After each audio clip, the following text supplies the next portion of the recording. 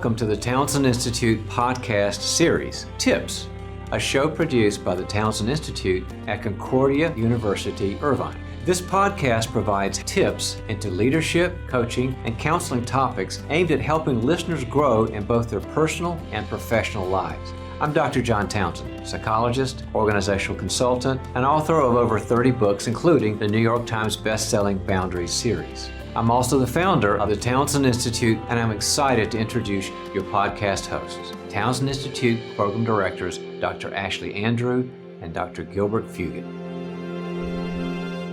I'm very excited today. Ashley and I get to interview our friend and colleague, Michelle Thompson. She has a passion for people, connection, and leadership. She's the director of the Executive Coaching and Consulting Program at the Townsend Institute at Concordia University, Irvine. Through executive-level leadership experience and years of coaching and group facilitation with high-capacity leaders, she has firsthand knowledge of the impact created when leaders invest in character development and strengthen their leadership competencies. Uniquely equipped, Michelle helps leaders strengthen both their personal and professional lives. She has been the featured speaker at conferences for academic and professional audiences, both nationally and internationally. We are lucky to have her today on the Townsend Institute Podcast Series because as we think about difficult conversations, does that make you sweat or break out?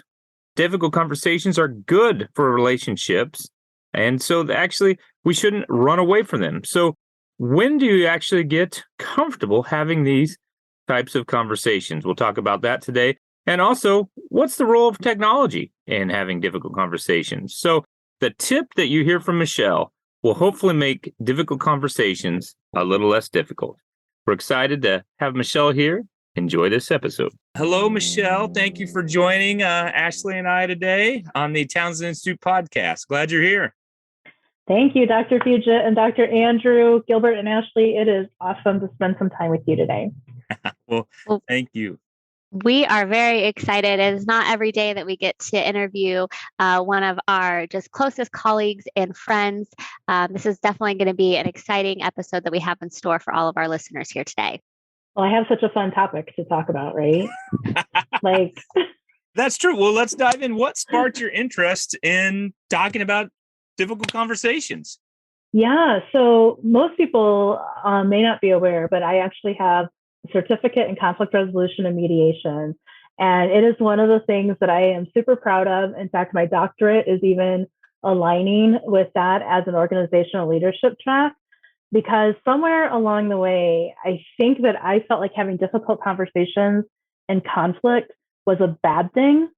Like it would make me nervous and I would start to sweat and break out. And I would believe that if there was conflict, I was a really bad person. And I think a lot of people believe that. And when I started looking at conflict, I started to realize, you know what? Conflict is actually a really healthy thing.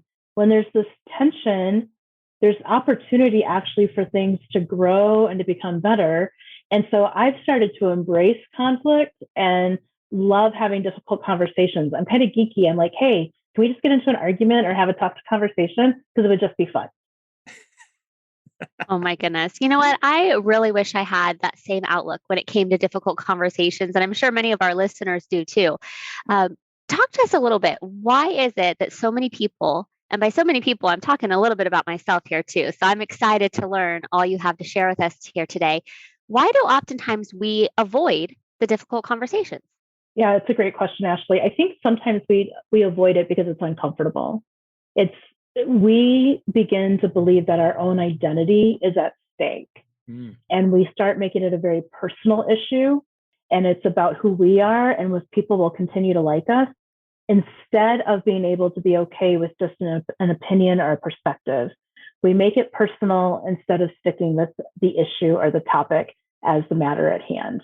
And when anything starts to attack our identity or make us feel less than, it's going to be a really nerve-wracking thing for us to deal with. You hit it on the head, Michelle. I mean, when you got to do this, like typically, yeah, it can cause a lot of emotions to come up and all kinds of things happen. Do you got to just shoot from the hip, or how do you do this? What do you use? Yeah, that's so great, Gilbert. Like if you and I were getting ready to have a hard discussion, like you took my last cup of coffee in the morning. That would be like really horrible. And I would really need to have a discussion with you about that. There's a couple things that I do as I realize that I actually want to have this conversation for the sake of the relationship, that I care about you as a person. And so I want to have this conversation so that relationship can continue, and that I don't let things that feel like thorns, which might become my bitterness or my angst, come in between us. So one of the very first things that I typically do as I prepare, and sometimes I do it offside as I'm like getting ready to go into the conversation, or if I'm in the middle of the conversation, I kind of do it mentally, internally, is I remember to stay grounded.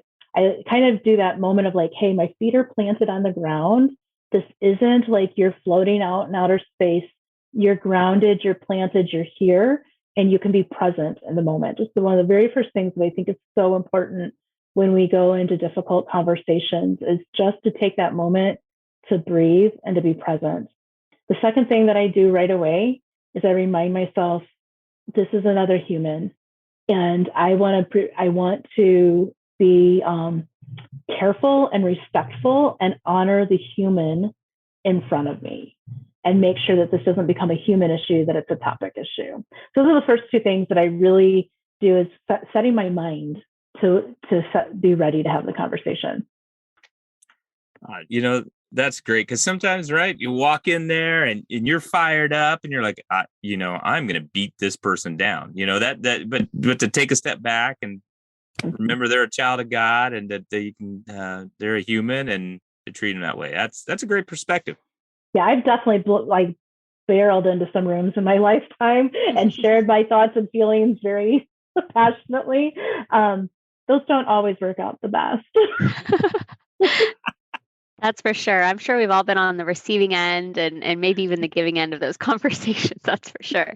Yeah. Well, you touched on it a little bit. It's one thing when, you're having a difficult conversation with Gilbert over your coffee cup, but let's be honest, the majority of our difficult conversations probably involve a little bit more than coffee cups.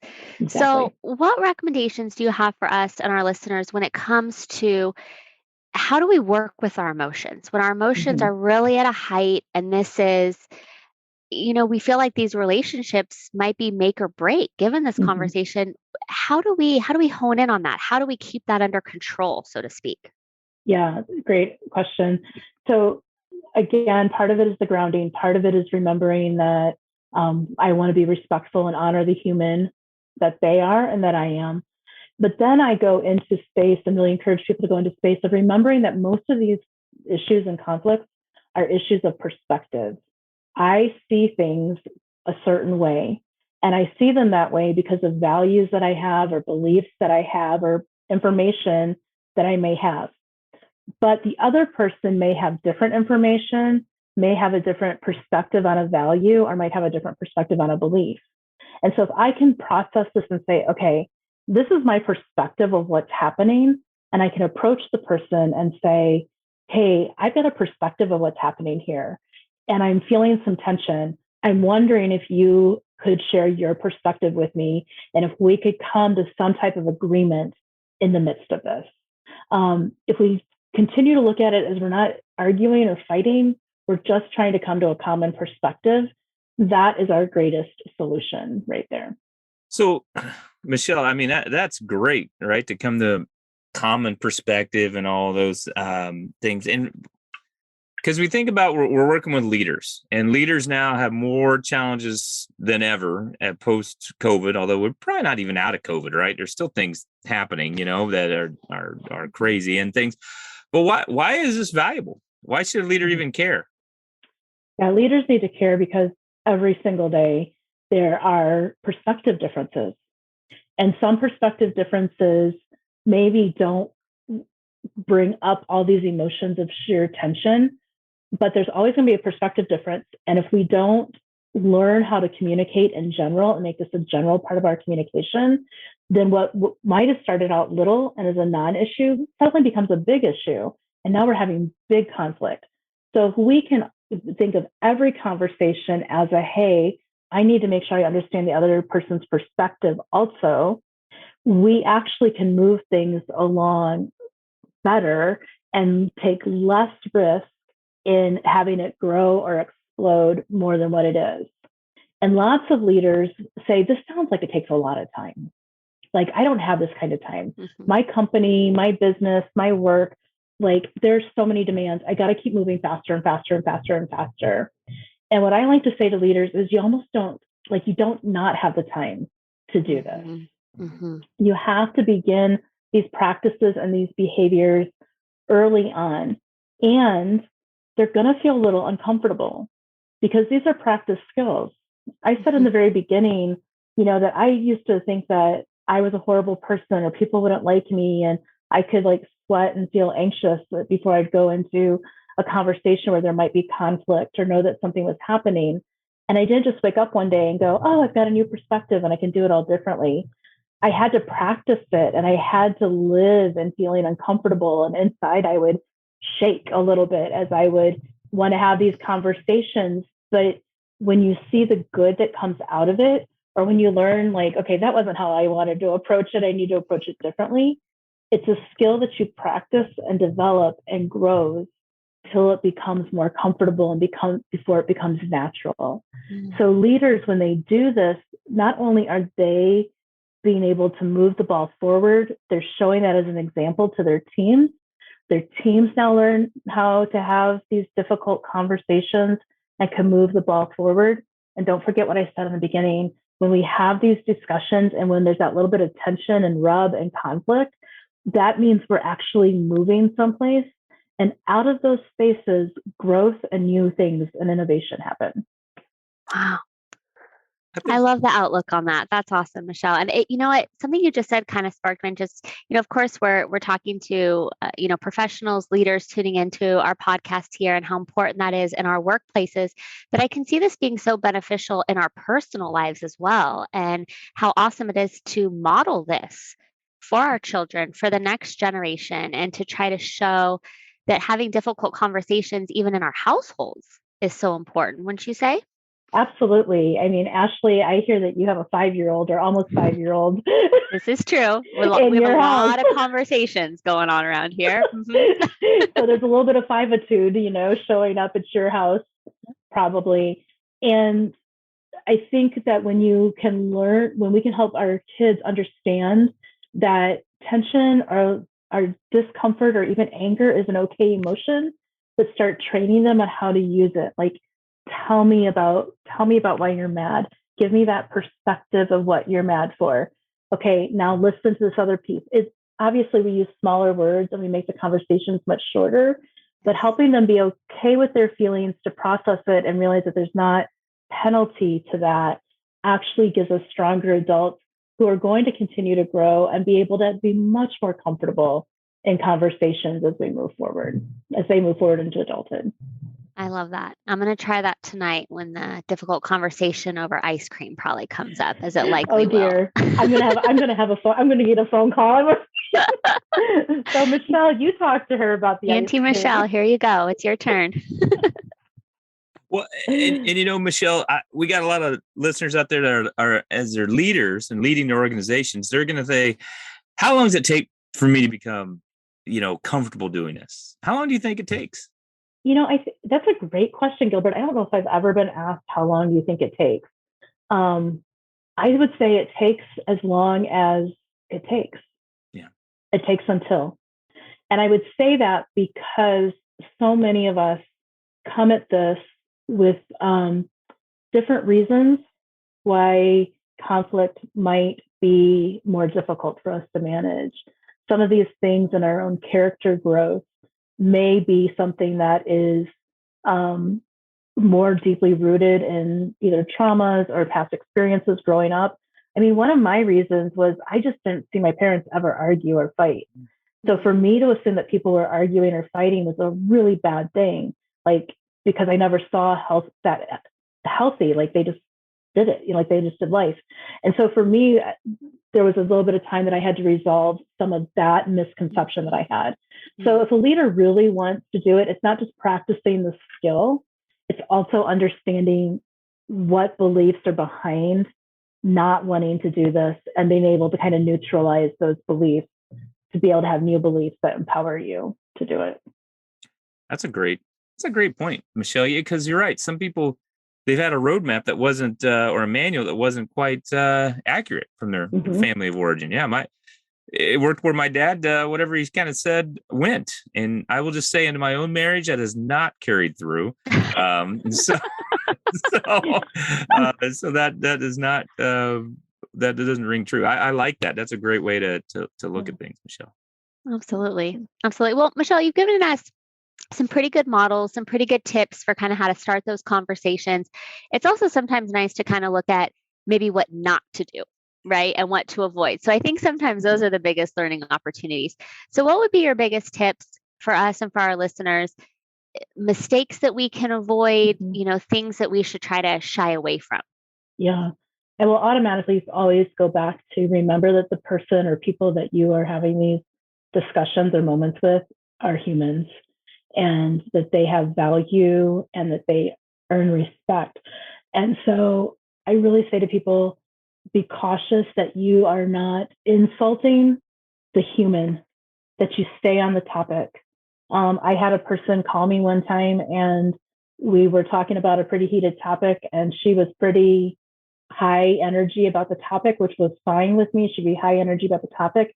Yet then she started saying some things that were a little bit insulting to me as a person, to my personhood. And I just said, I laid a boundary and said, I'm sorry, I can't have a conversation where you'll insult me. If that continues, then I'll need to stop the conversation. Wow. And she did it again, and I stopped the conversation, because we don't insult people. So, or if we think about kids on the playground, we talked about the kids, you're a booger face. And you're like, no, we don't call each other names. And as adults, we've learned how to do that in different ways to tear down the person. Yeah. So again, I really stress that is remember that the other person's human and that they're valuable. And so do not tear down the human, and watch for that. Because sometimes when we get tangled up, we do that without thinking. I think the other thing that we forget sometimes is that we don't take the break. Sometimes if there's things that are kind of intense, or we set up a meeting to have this discussion right now. There are times that it might be okay to be like, you know what? I thought I was ready for this discussion, and you've brought up some interesting points, and I'm really kind of feeling like I need to take a quick walk around the office, or whatever. Can we come back in 5 minutes, or can we come back in 10 minutes? Don't keep pushing through if you are feeling the energy getting so rising that you are concerned about being able to think clearly or being able to stay in control of yourself and of the conversation. And then I think the other thing that we do is we just wait too long. Yeah. We wait too long. And so I would tell people to address things as early as possible. You may if something happened with Gilbert and I, because I just keep using Gilbert. Yeah. If something happened with Gilbert and I, and it was right in that moment, I may not be ready to talk about it right in that moment. Right. I might need to walk away, but I probably shouldn't wait a week to bring it up if I think it's going to hurt the relationship. Or I can say to Gilbert right then, hey, something that you just said isn't ringing true with me. We need to talk about that. So kind of knowing that, but don't let too much time fly past. Address it as quickly as possible. It festers, right? I was just going to say it festers. It grows.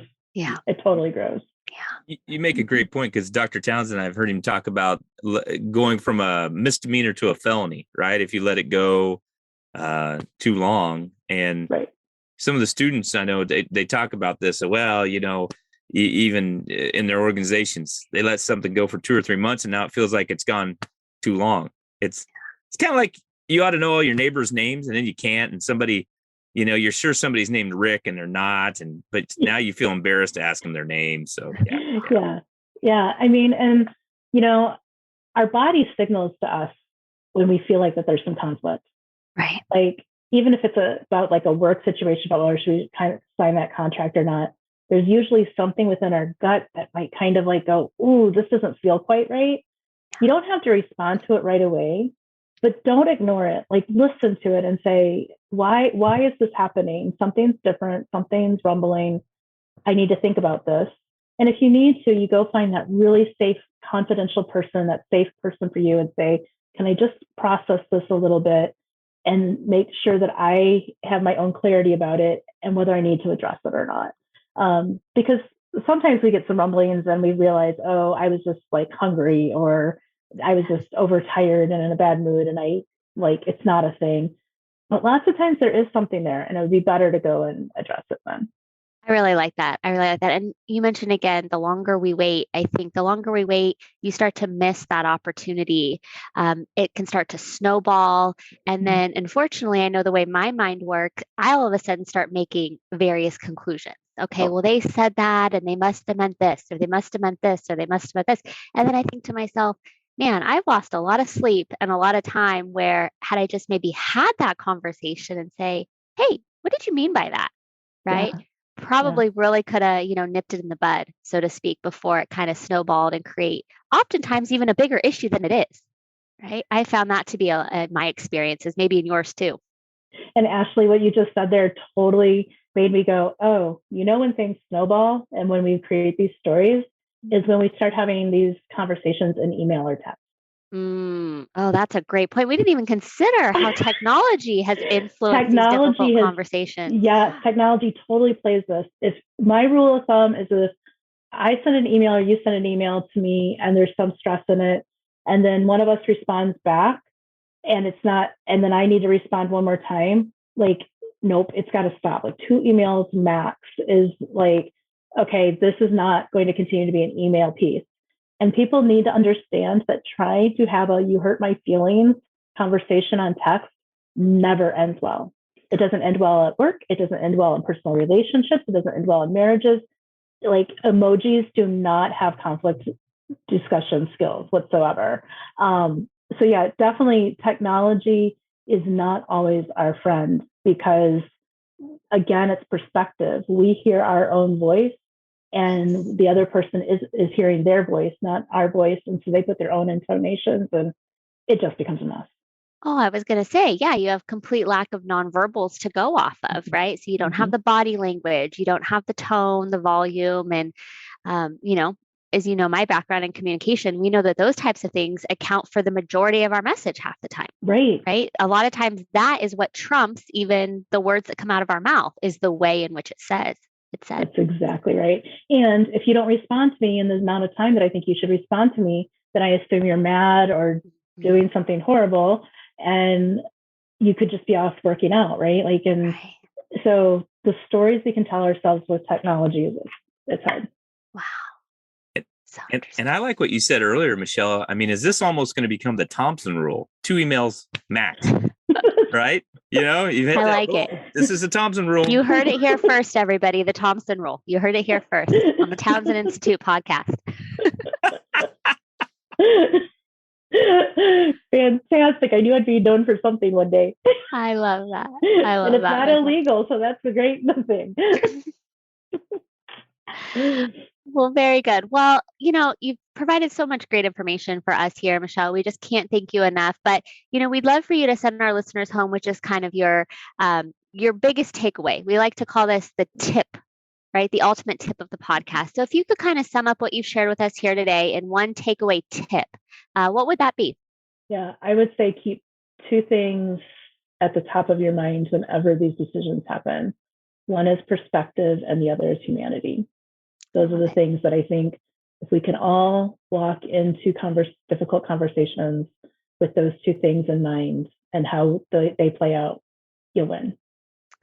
Awesome. That sounds great. Perspective and humanity. Wow.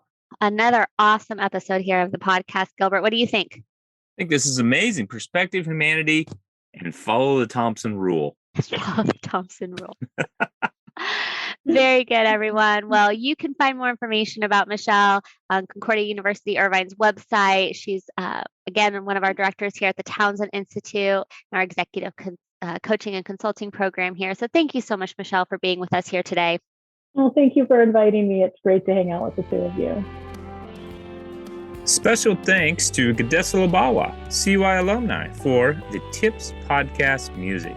If you enjoyed the Townsend Institute Podcast Series, head to our website, cui.edu/Townsend, to find out more about the certificates or bachelor's, master's, or doctoral degrees offered through Concordia University Irvine. With programs in organizational psychology, mental health counseling, executive coaching consulting, and organizational leadership, we have a variety of faith-based programs dedicated to helping you fulfill your academic and professional goals, all while further developing your competence and character. Again, that's cui.edu/Townsend.